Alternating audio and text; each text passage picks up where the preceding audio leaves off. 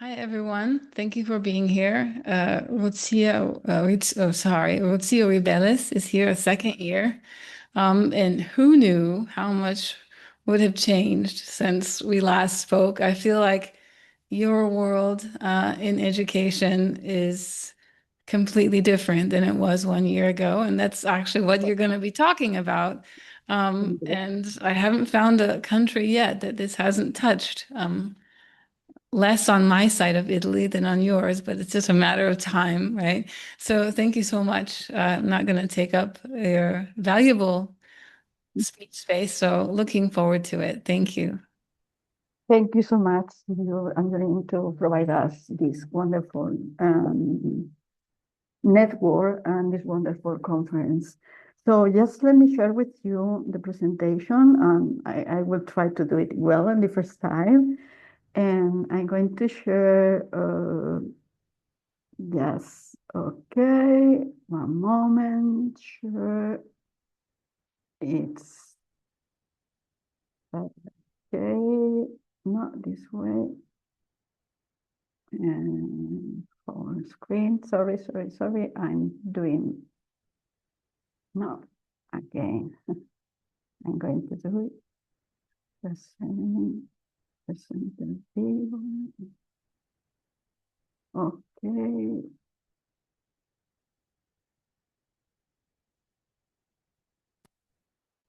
So can you confirm me that you are seeing my only the presentation? Is that right? Yes. Okay, exit full screen. Okay. Now wait. Sorry. The other one. Uh, mhm, some technical issues.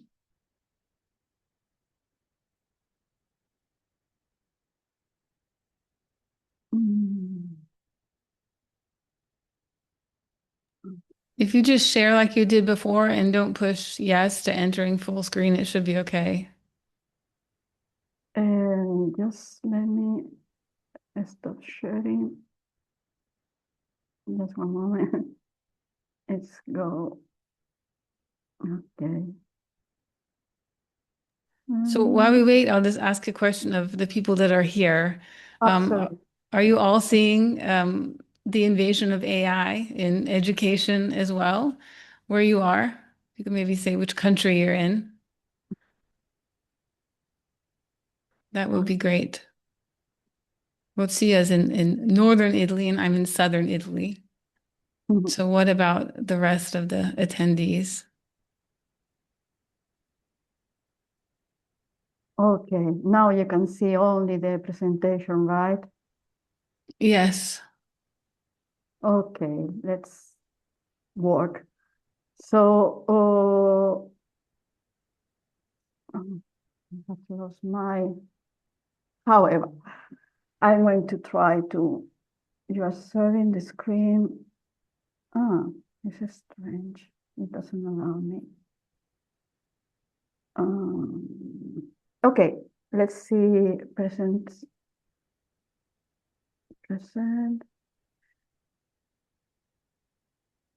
So when I decided the title of this session, I thought about the word invasion. Invasion is a word like war that has implications for me.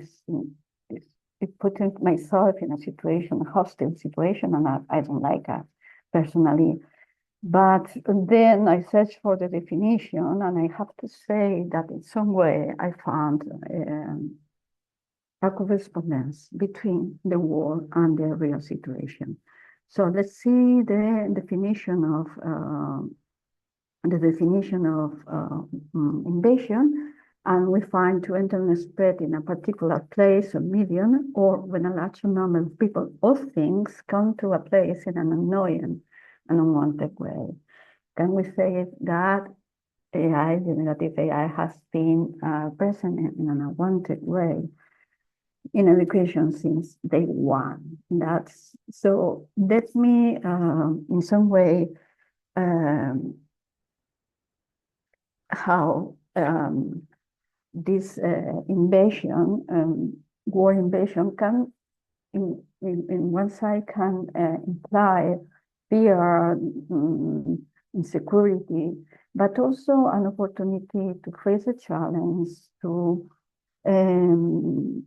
to make a change, to be prone to action. So we have to understand invasion in both ways, no? Invasion in the negative way, because of being an invasion fast, really fast, and also in a positive way, because has produced a reaction, an intellectual reaction too, that is important, and also in taking care of all the implications that has been. So I'm going to speak from our perspective, an international school in the north of Italy, and let's see, because when I say that we are talking about invasion, uh, real, I mean, all these platforms, all the generative AI are not the only ones that we receive information about. That is the last best version of itself is Gemini 1, 2, 3, ChatGPT 2.3. I mean, it's a continuous evolution, and we are completely invited by these kind of tools. So based on this invasion, when I say that it has been an invasion, we can start talking about generative in schools.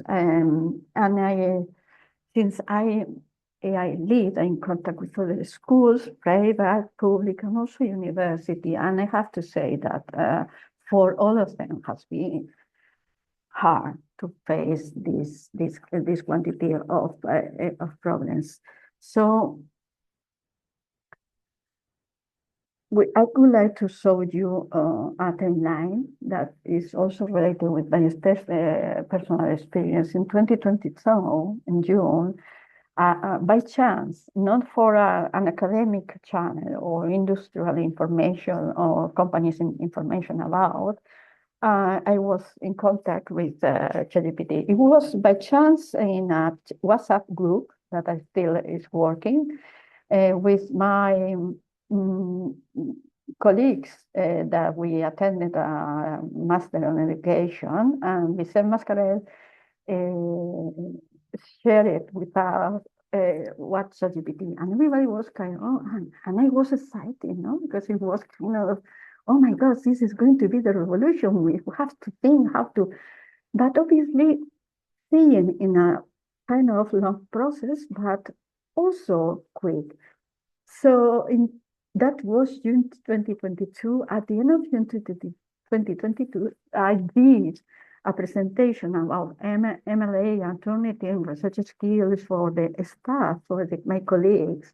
And I remember that I did a presentation starting, and let me introduce you, your next nightmare, ChatGPT.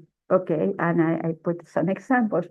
I have to say that I didn't have success about the presentation. It was very funny because everybody said, "Boo, what is this?" That will be a problem in the long future. I mean, but indeed, in November 2023, ChatGPT launches globally the platform, and students start to use it. Even in October, they knew about that. So we are in 2022, then we passed in 2023, and educational organizations announced that AI tools would not be banned because, like International Baccalaureate, Cambridge International Exams, AP programs, college boards, obviously universities, prestigious universities, there is kind of embrace this new tool in education, obviously without you cannot substitute the learning process, obviously. But in the meantime, all the generative AI models emerge. BAR, first Google tentative, Claude 1, Gemini 1, at the end of 2023 in December. But it happened then in Italy, happened something great and important. In Italy temporarily bans ChatGPT. So in March 2023 in Italy, if you access to ChatGPT, you receive this message, from ChatGPT, you couldn't access to ChatGPT because the Italian authority for data protection of the data said that the ChatGPT didn't respect the law. I have to say, Italy was one of the few democratic countries to say stop. So that is important too, okay? And in this situation, in the meantime, there were a lot of platforms, generative AI, creating from YouTube, summarizing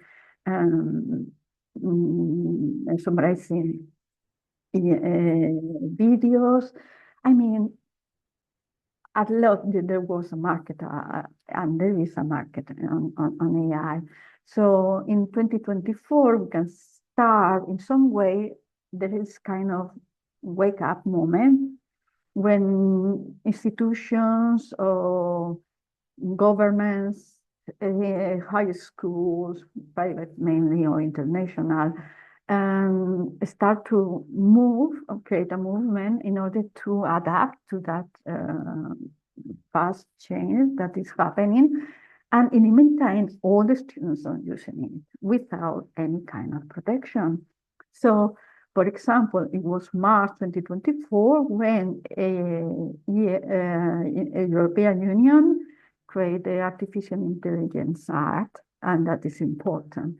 So let's see, we are right in 2025. In some ways, we are more familiar with AI. We are accepting that it's going to stay. We are trying to manage all the situation, creating AI literacy curriculums, helping students understand how to use responsible. Is trying to redesign the assessment or keeping into consideration that the students are using AI. And I have to say that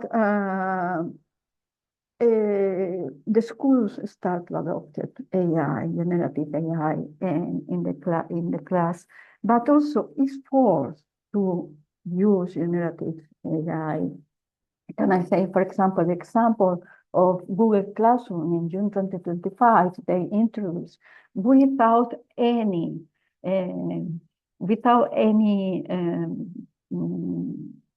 I mean, without any information before, without presenting it before, some features in Google Classroom that allow the teachers to create quiz,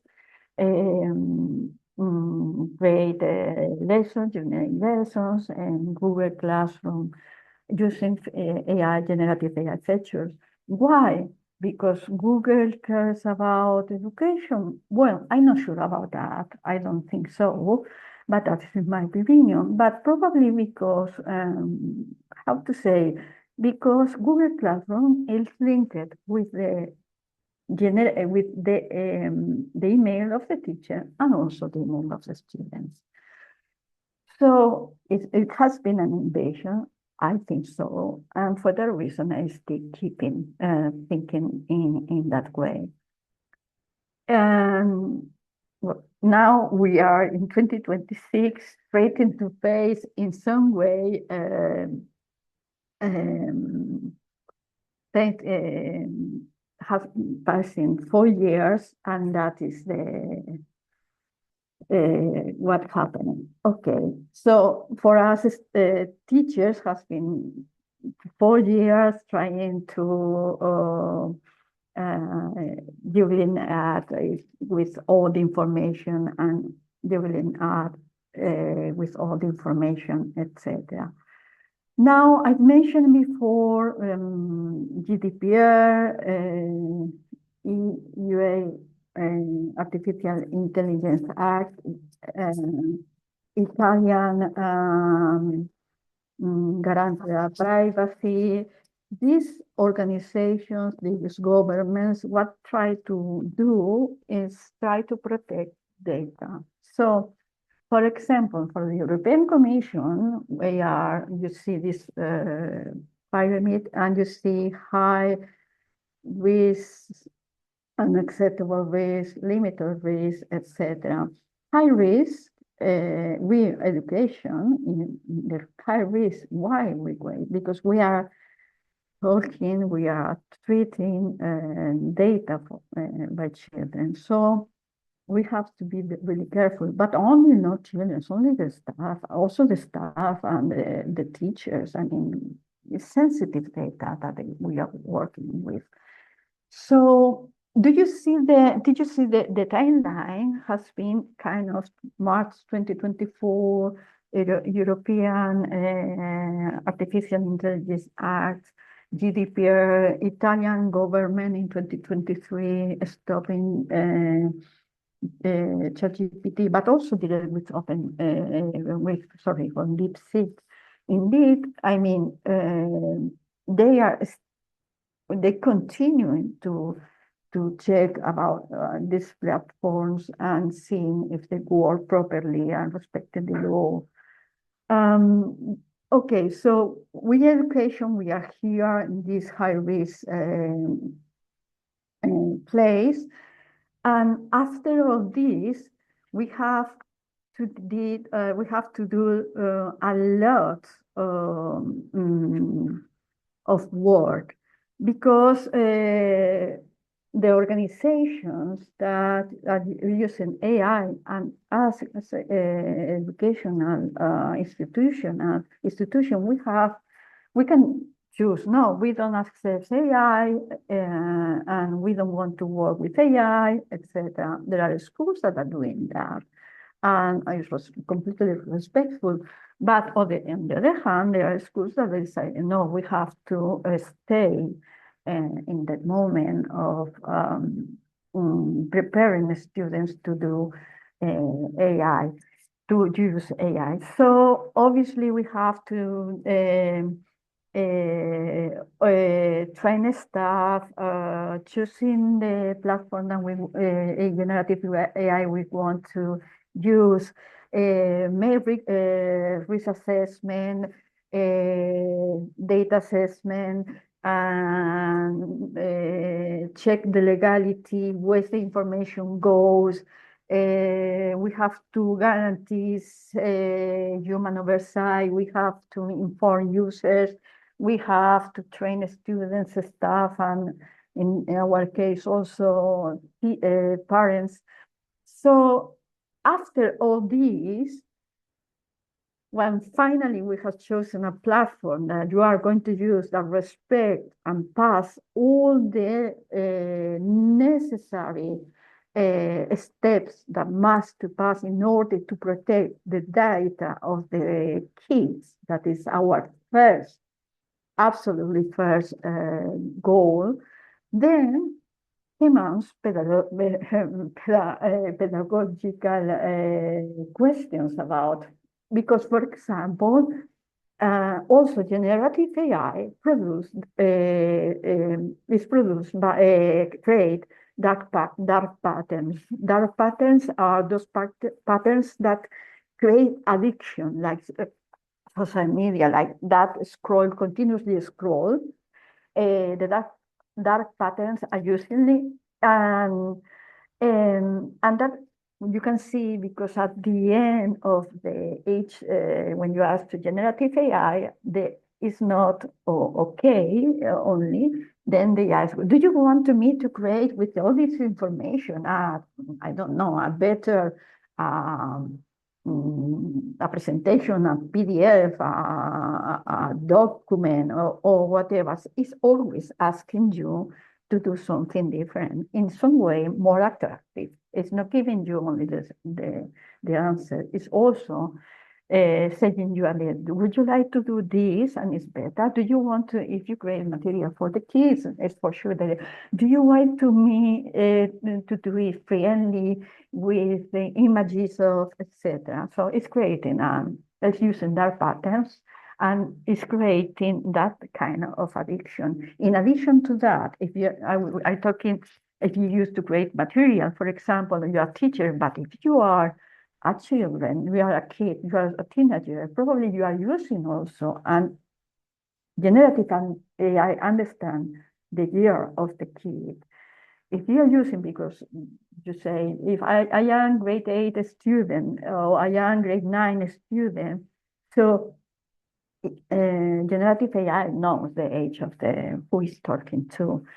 And so it kind of use dark patterns to create that necessity to continue to stay there in that conversation. Another pedagogical issue is the obviously the reduction of the cognitive process, because in some way we are talking um, about a shortcut for students that reduce that the cognitive process, jumping from one step to another without passing with the meaningful process. So we have to be careful also about that. As international school, we have decided to create three, our campus are three routines. Data protection routines, that means explain kids how to protect the data, what means data, because they don't know exactly how data brokers work, and they work legally, and that's important for them to understand, and how to set the computer, the iPad, the phone in order to allow that.